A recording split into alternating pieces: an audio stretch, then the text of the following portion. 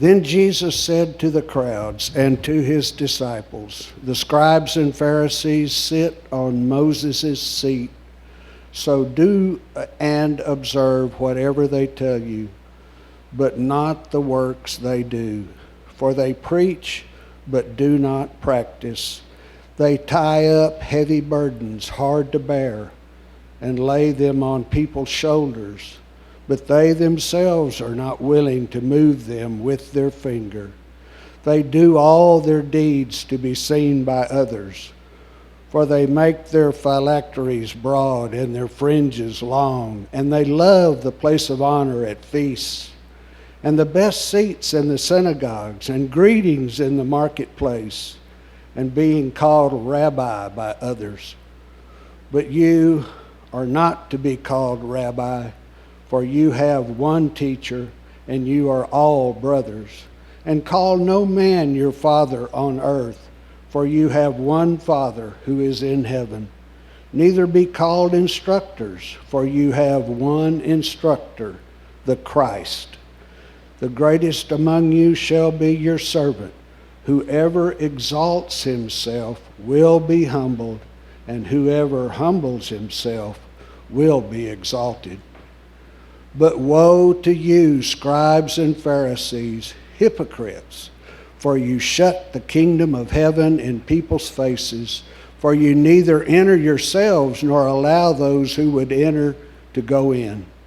Woe to you, scribes and Pharisees, hypocrites!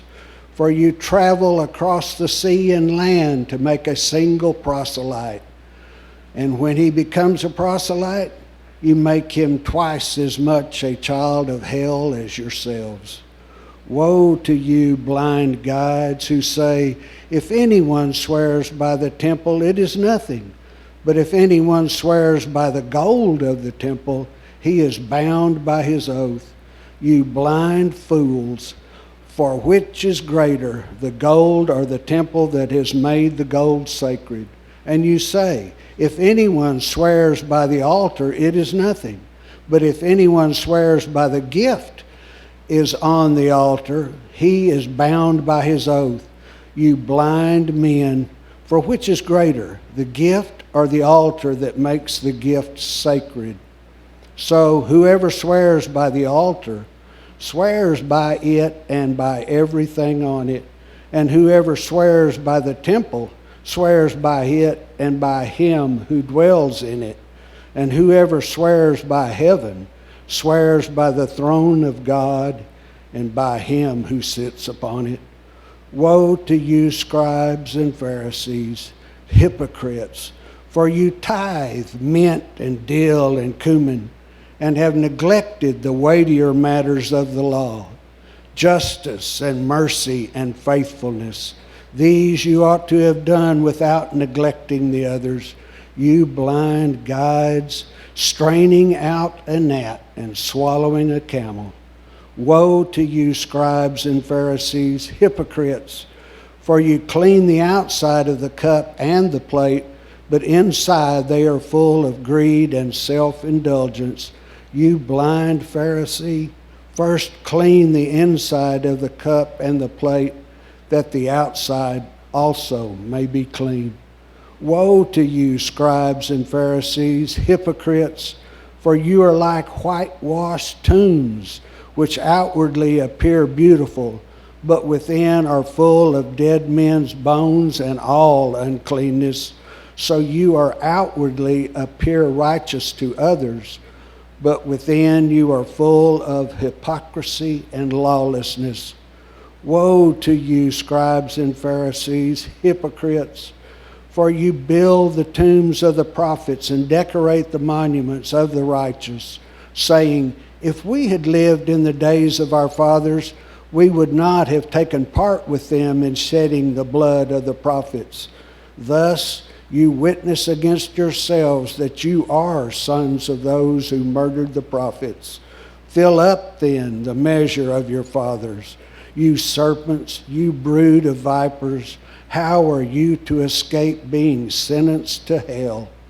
Therefore I send you prophets and wise men and scribes, some of whom you will kill and crucify, and some you will flog in your synagogues and persecute from town to town, so on that you may come all the righteous blood shed on earth, from the blood of the righteous Abel to the blood of Zechariah the son of Berechiah, whom you murdered between the sanctuary and the altar. Truly I say to you, all these things will come upon this generation. O Jerusalem, Jerusalem, the city that kills the prophets and stones those who are sent to it. How often would I have gathered your children together as hen gathers her brood under her wings, and you were not willing. See, your house is left to you desolate. For I tell you, you will not see me again until you say, blessed is he who comes in the name of the Lord. Jesus left the temple and was going away when his disciples came to point out to him the buildings of the temple. But he answered them, you see all these, do you not? Truly I say to you, there will not be left here one stone upon another that will not be thrown down. Thank you, Ovi. Here you go. Would you pray with me, please? Heavenly Father, God, we thank you for this passage you've given us today. These sobering words, these stark rebukes, these sharp mirrors that we can see into our own religiously rebellious hearts. Lord, I pray that you would be clear through my words today, that the tone that Jesus spoke with would be reflected in my tone, that what he intended us to have, that would be communicated, and that he would be seen and he would be cherished and he would be revered as the Lord of all. God, give us eyes to see, ears to hear. Let your word cut us where we need. Let it rebuke us where we need. Let it encourage us, strengthen us, build us up where we need, and ultimately point us to you. For God, without you we are nothing, but through you we have everything. It's in Jesus' name that we pray. Amen. Amen. Well, how many of you guys have ever seen a courtroom? Like not just looked at a courtroom, but actually seen like a trial in a courtroom. Maybe you've been on jury duty. Maybe you've been in a courtroom to witness before. Maybe you've been there in person. Maybe you've just seen a movie, right? Or you've seen it on TV. Not like Judge Judy. That's not what real court's like. But most of us, I feel like most of us as adults, we have a fairly good idea on what a trial in a courtroom is like what happens in a court case. And if you don't know, typically there's a plaintiff and there's a defendant, right? And they have their lawyers. And basically, each of these two sides are trying to make their case before a jury and a judge, right? The plaintiff is trying to prove the guilt of the defendant, and the defendant is trying to prove his or her innocence. And so what they do is the lawyers, and they'll present this evidence. They'll question witnesses. They'll cross-examine witnesses. And then they'll come and they're trying to build these arguments, right? Trying to build the arguments for their sides. Then after all the evidence, all of the witnesses, everything's been examined, each side makes their closing statements. And this is where, it gotta be really good, right? It's gotta be really, really good. And I'm sure, if I recently just rewatched To Kill a Mockingbird. I mean, what a moving closing statement. And because it has to be, because at that point, when your closing statement's done, everything now is in the hands of the jury and the judge. So you better hope that you presented a strong enough case. And so as we've journeyed through Matthew over this last year, we've seen Jesus kind of interact with the religious elite, the scribes and the Pharisees. We've seen them come to him, and they've put him kind of on trial. They've questioned him.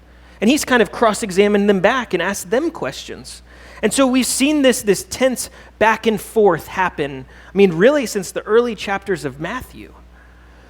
But all of that is coming to a head right here in Matthew 23. So this is kind of like, obviously, the story of Jesus saving his people from their sins is the main thread of Matthew.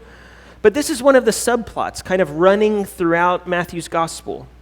And what we'll see here is if you've read the gospel or you look ahead, this is Jesus' last real in-depth interaction with the religious elite before the next 3 weeks we're going to be in his discourse on the end times. And then he really just goes on trial and goes to the cross. And so this is his last big interaction with the scribes and the Pharisees.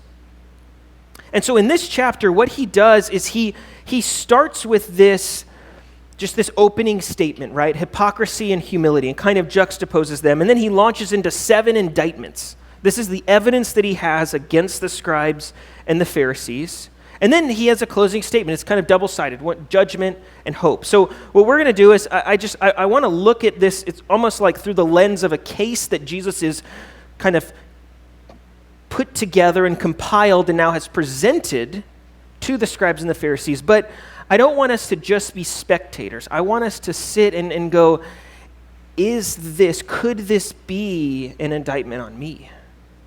Because I know, as somebody who's grown up in the church and been in the church longer than some people have been Christians, I see my heart and its propensity come out a lot in this passage. And so I want us to just evaluate ourselves and go, are there things we need to repent of? Are there things we need to be on guard of that maybe we're safe from, but we need to continue to depend on the Lord for?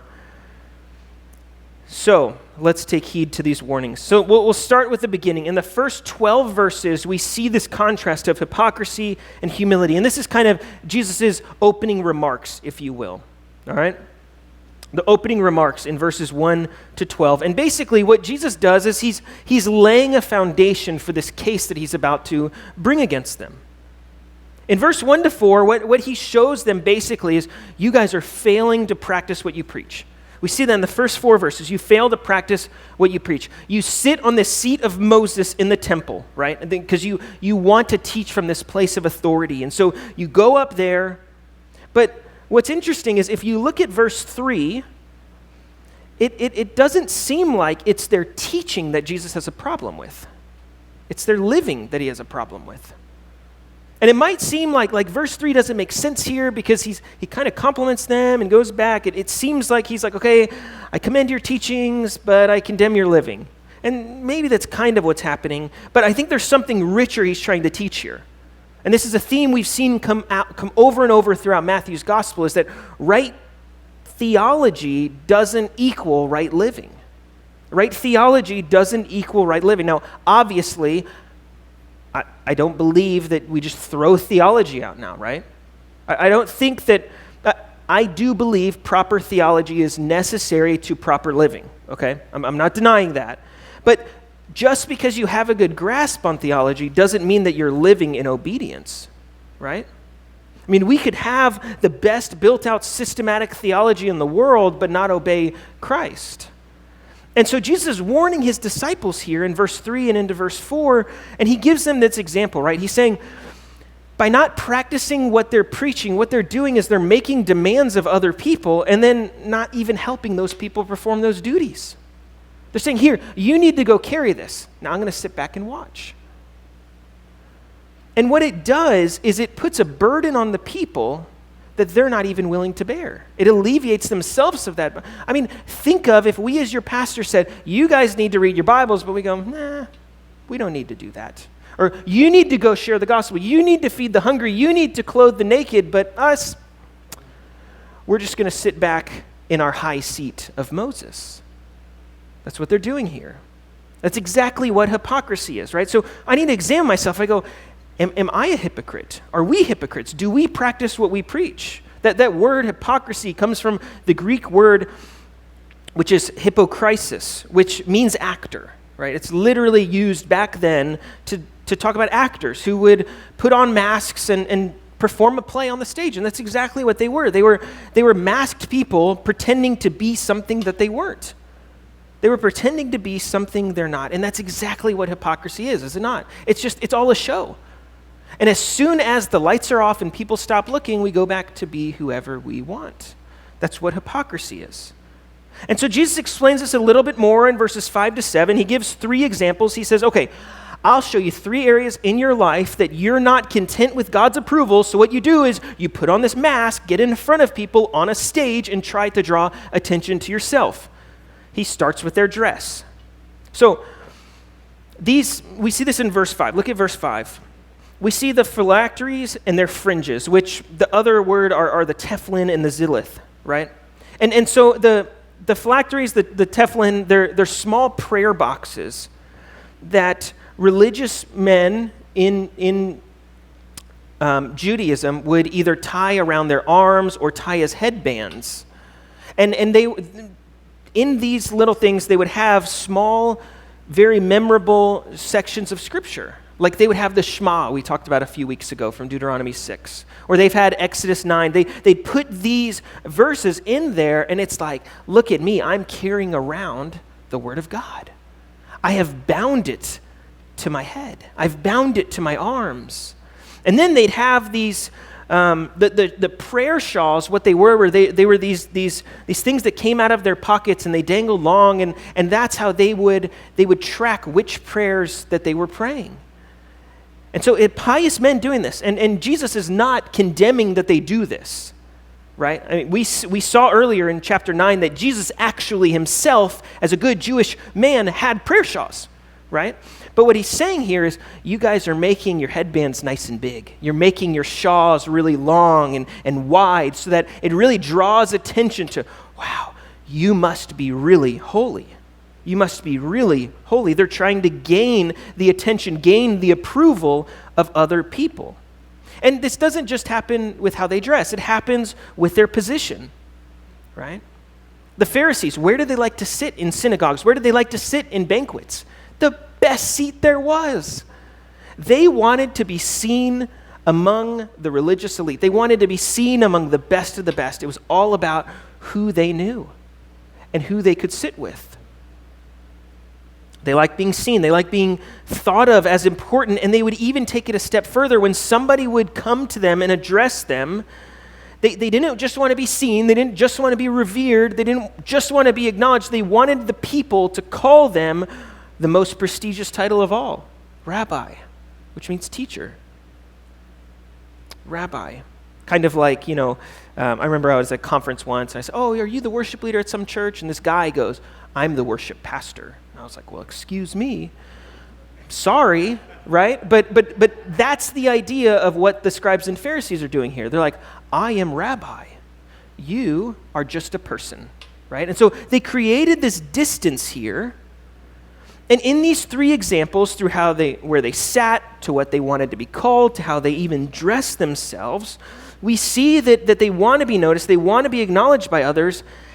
And to be honest, before I even get into the woes, which are the really condemning part of this chapter, I come to this part of the chapter, and I'm convicted. I'm incredibly convicted here. Because think about it.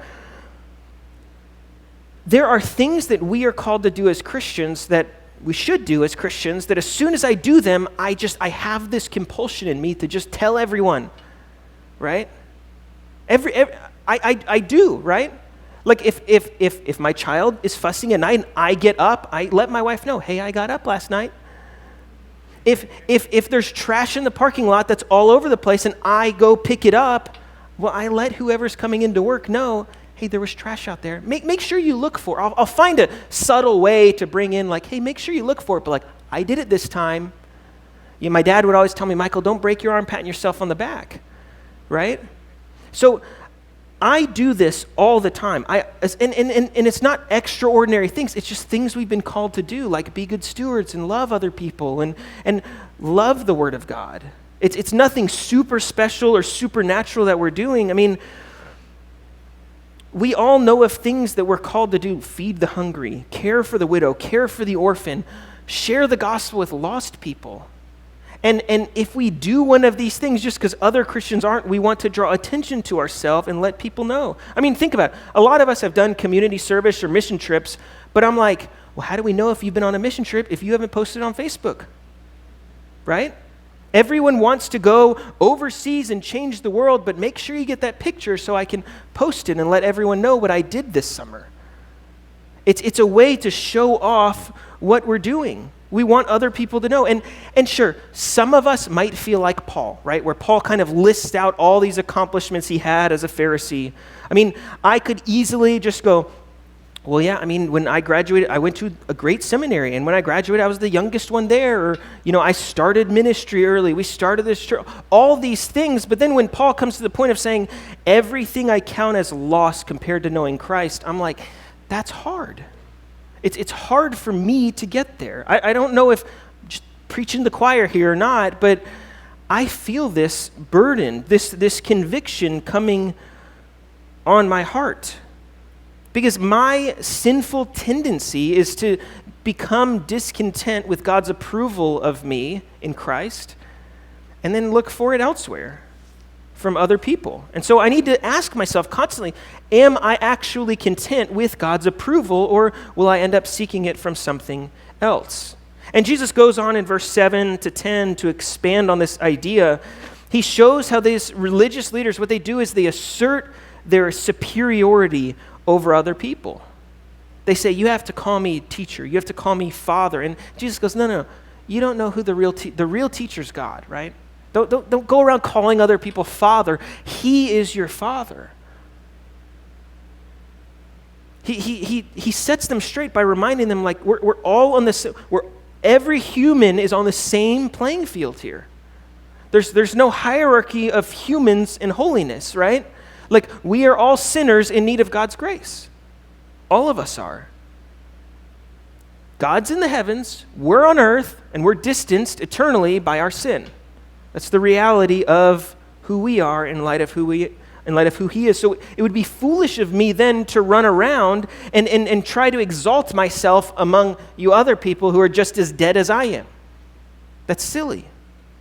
And so Jesus reinforces in verse 11 and 12 this idea that we've seen come up throughout Matthew. He says, the greatest among you shall be your servant. Whoever exalts himself will be humbled, and whoever humbles himself will be exalted.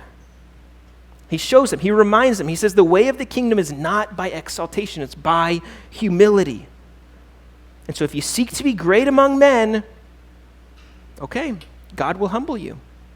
But if you humble yourself before God and before man on earth, God will exalt you in heaven. But what I love is that Jesus goes on, and he doesn't just rebuke them, but he actually kind of offers them a solution. By picking apart their hearts and diagnosing their actual problem, he gives them another option. He's basically saying, look, it's your choice, right? It's your choice. You can either assert your superiority over other people because you're centered on yourself and God will deal with you, or you can humble yourselves before God and before others, and you will have life. And we'll see how this plays out, right? So the scribes and Pharisees, they obviously take the path of hypocrisy rather than the path of humility. And then this is where Jesus launches in to the woes, right? And these are what, if we're thinking about it like a court case, these are the indictments against the scribes and the Pharisees. These are the 7 woes against them. Now, we'll see that word woe come up 7 times. That's what I'm talking about, the 7 woes.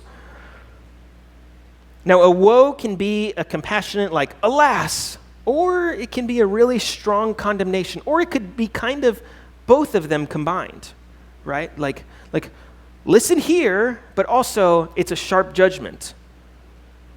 And in Matthew 23, obviously we see the tone of more of a condemning tone, but it's not like vindictive or spiteful as much as it is judicial, right? It's Jesus, the judge and ruler of all the earth, making divine pronouncements. It's him making judgment on his creation. And so the first 2 woes, which we see in verse 13 and verse 15, suggest that the religious elite were hindering people's salvation. They were actually hindering people's salvation. Jesus says that they've shut the kingdom of heaven in people's faces. Shut the kingdom of heaven in people's faces. And he points out, he goes, you guys would go to great lengths, great extents to gain a disciple, but really all you're doing is you're just making them twice as much a child of hell as you. Now, these scribes and Pharisees, what they would do is they'd either go after unbelievers and make these poor souls disciples of themselves rather than God, or they'd go after true disciples and then deceive them out of salvation. And Jesus is saying, be sure of your condemnation. Not only are you deceiving them out of salvation, but you yourself are being deceived out of salvation. This is a very strong warning, right? They're not just deceiving other people, they're deceiving themselves. And it's a quite damning judgment. And so we, especially pastors, especially people who teach the word and handle God's word, we need to be very careful here. We need to be incredibly, incredibly careful to heed the warning, not to prey on vulnerable people or young believers because we want more money or we want to grow our church membership or baptism numbers or whatever. We're not called to build massive empires. We're called to make disciples. And not disciples of Michael and Jim and Rob, to make disciples of Jesus. Right? So we need to be careful of this. We should go to great lengths to get disciples, but not for ourselves, for the kingdom. So let's just make sure we're reaching them for our Savior, not our brand, as we like to say today. Now those woes, the first two woes kind of have to do with the scribes and Pharisees and their flawed judgment on priorities in God's world. The next two actually are more their flawed judgment on priorities in God's word, okay? So the first two are about God's world. The next two are about God's word. And these two woes, which is verses 16 to 24, what Jesus exposes is this gigantic concern from the scribes and Pharisees on biblical minutia, but so little concern on practical ministry. Which basically means they're more concerned with exegeting a passage correctly and getting down to, let's examine the Greek and let's make sure that this fits into our systematic theological framework. But then when there's someone hungry outside the door, they shut the door and say, we need to solve this problem. That's what Jesus is warning them of here. And so what these men would do, because they're devoted to God's word, is that they would justify their sin of rejecting the people outside on the basis of their traditions, when in reality they should be fleeing their sin on the basis of God's truth. One example Jesus gives is he says, okay, you guys can't swear by God or his temple. So they go, okay, well, if you swear by things in the temple, then you're bound to it. You're bound to it. Let's walk as close as we can to that line without quite crossing it. And then they pride themselves on following these really obscure laws that are pretty convenient for them, right? They're pretty convenient for them to follow, but then when costly love is required of them, they say, well, that's not for me. That's for other people. That's inconvenient for me, so I don't know if I can do that. I mean, think about it. God says, give me 1/10 of what you have. And they go, oh, you know what? We will get our spice racks out and we'll give you 1/10 of that. Because that's easy, right? Like I could take out my jar of dill in my spice rack, my mint, my cumin, 1/10 of that. Here you go, God.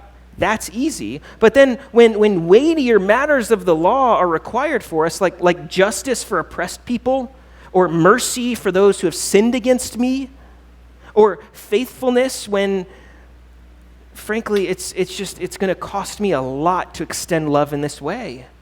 Well, aren't my dill and mint and cumin enough?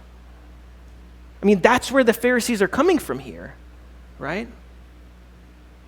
But we don't get to pick and choose which commands of God's word we get to follow and which sins we want to hold on to and what applies to us and what doesn't because it's convenient or inconvenient. When we follow God, he gets all of us, right? And this is exactly what Jesus is zeroing in on.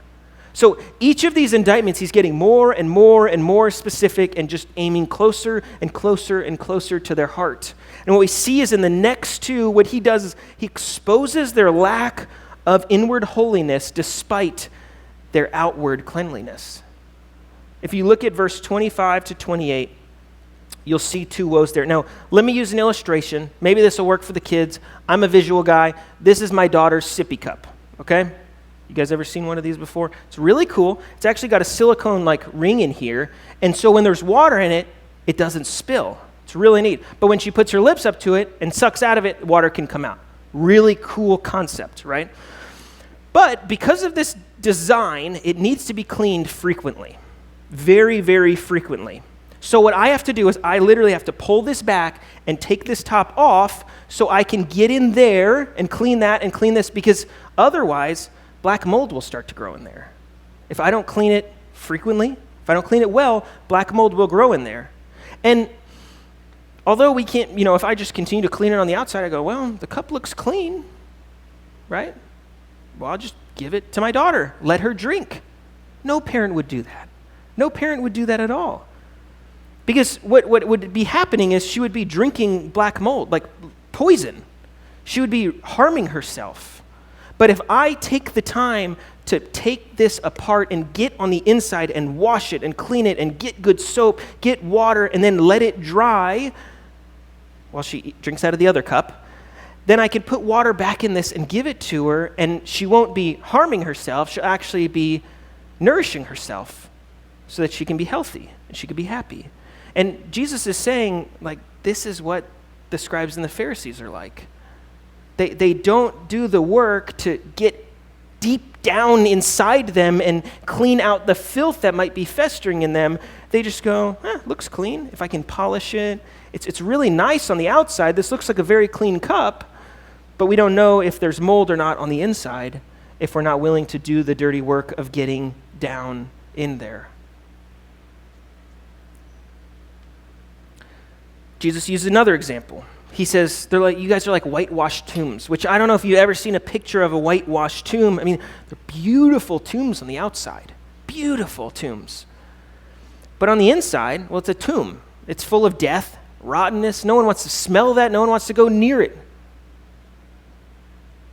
And so, I see these two pictures, right, as this image, these images, as we could have our lives together on the outside and just be full of rottenness, spiritual deadness, black mold on the inside.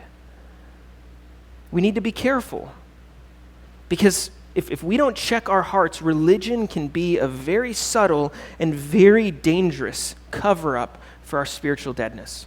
And that's what Jesus is trying to tell them here, right? Because like our Christian behavior and church appearance and the face that we put on, I put my social pants on as I walk into the church. Everything was great. My week was good. My kids are perfect. Everything's awesome. But I'm like, we put so much energy, so much effort into presenting a clean, polished exterior, but how much time then do we spend on ourselves just indulging these material appetites and sensual appetites throughout the week? And then turn around and lash out with someone without adequate cause. And so Jesus is saying, don't, I know this is very much a downer of a message, but what Jesus is saying here is, he says, your heart problem can be remedied. It can be. You need to go to the heart, though, not just go to your actions and try to fix that. Because if you just modify your behavior, that's not going to fix it, right? I don't give you three ways to improve your marriage. Now, good luck. I'll see you next week when those don't work. Right? We need transformation of the heart to happen. And then what happens is when we're cleaned on the outside or on the inside, the outside gets clean. If I take that top off and wash it adequately with soap, the outside just gets clean. It just does.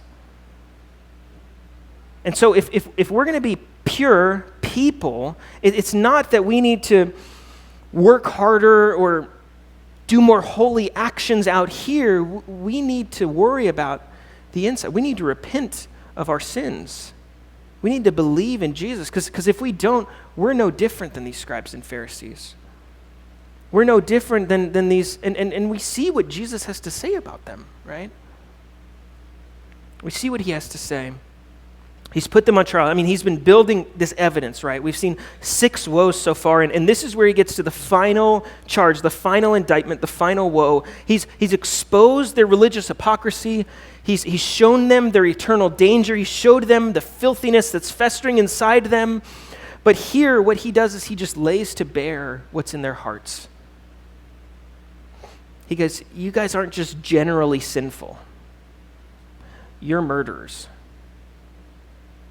And you're like, wow, that escalated incredibly quickly, right? We just started with like, you just want some nice clothes and a sweet seat and a cool title. And now he's gone all the way going, you're filthy and dead on the inside, and you have murdered people.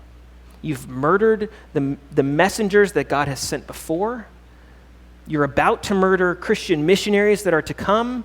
And right now, you are going to murder the promised Messiah that's standing in front of you, offering you forgiveness of your sins. You were murderers, you're going to be murderers, and you are murderers. And if you say, oh, back then we would have done something different, you're fooling yourself. You're murderers. And so Jesus tells them of this hellish fate before them, right? And he likens them to a serpent, which if you remember Genesis 3, what did the devil show up as? A serpent.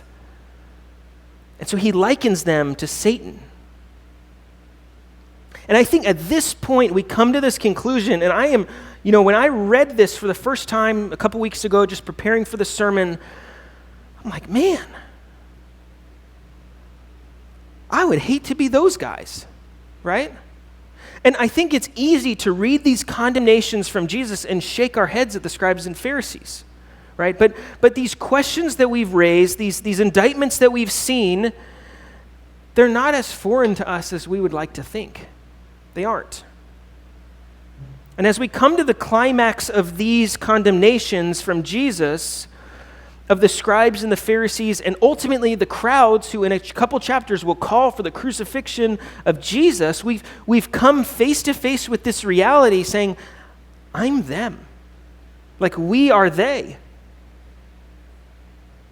And I love, there's this quote from John Stott that I love. He says, before we can see the cross as something done for us, leading us to faith and worship, we need to see the cross as something done by us, leading us to repentance. And so if any of this chapter reminds you or has exposed to you the Pharisaic tendencies of your heart like it has to me, repent. Repent of your sins. Quit trusting in yourself. Trust in Jesus. Don't have faith in yourself, have faith in him. Like there's hope for you, right? And it doesn't just come from your righteousness. It comes from believing in Christ's righteousness on your behalf. Okay, so we've seen all these condemnations. Now Jesus, he shifts here at the end. Look at verse 37 to 39. This is the end of the chapter, and this is kind of his closing statement, if you will. His mood completely shifts from this rebuke to a lament, right? To a lament, this sadness, this sorrow. I mean, imagine yourself in this like proverbial courtroom, right? Jesus is a Jew, and these are his people in his holy city. They're in Jerusalem. He's with the teachers and the religious leaders of the day, and these are his chosen people who he's eternally covenanted himself with. And so here we have God's chosen people, specifically loved, specially blessed. They are spurning and killing God's true representatives. And Jesus laments. At the end of it, he turns to weeping. And he feels sorrow and sadness over the city that he has sent prophet after prophet after prophet after, that the people have only rejected, silenced, and murdered. And Jesus says, guys, I've longed for you, but you didn't want. I've longed for you, and you didn't want. And he says, and the messenger you're about to reject isn't just any messenger. It's the messenger. This is the Messiah, right? They're not just rejecting some of God's messengers. They are rejecting God himself. And Jesus makes that incredibly clear to them. And then look at chapter 24, verse 1. Jesus left the temple. And then he leaves them. He rebukes them, he weeps over them, and then leaves them. Leaves them. And not only does he foretell of the destruction that we'll talk more about next week, but he leaves them showing the Jewish people, your house is abandoned. Jesus leaving here represents the departure of God. He's saying, you guys have been far from the Lord for years, for generations. And this is chilling, right? Jesus is about to go. It's not like he's going to circle back and be like, good news. No, he's going to die. And he's going to die at the hands of these people that he's weeping over. But before he leaves, he tells them something. He says, you won't see me again until you say, blessed is he who comes in the name of the Lord. If you remember back a few chapters, that's what everyone shouted when Jesus was entering Jerusalem on Palm Sunday. And Jesus is saying, you guys are going to say that again, and you won't see me until then. And he's not talking about Palm Sunday. He's talking about when he comes back, when he returns. Because when we know from Scripture that when Jesus comes back, every knee will bow, every tongue will confess that Jesus is Lord. Some will be out of submission, and some will be out of defeat. And I hope and pray that you guys submit yourselves to him, because I am sure of this. If you look at the last couple verses of chapter 23, we see in verse 23 that the condemnation of sinners is imminent. But we also see in verse 37 that the salvation of sinners is possible. So not only is your condemnation coming toward you, but there is hope for salvation. 2 verses later, in verse 39, we see that the exaltation of Jesus is guaranteed. It will happen.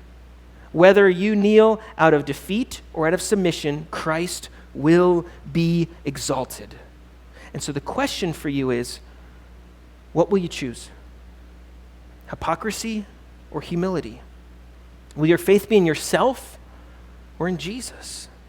Because the reality is, our sin, my sin, your sin has presented a damning case against us before our holy judge. And so when the evidence is presented and it's time for our final plea, what will we plea? Will we plead the blood of Jesus, humbling ourselves, saying, I am nothing except for him. It's all him. Or will our self-exaltation find us guilty before the Almighty God? Remember, whoever exalts himself will be humbled, and he who humbles himself will be exalted. I pray that you guys would humble yourselves under Jesus today. Let's pray.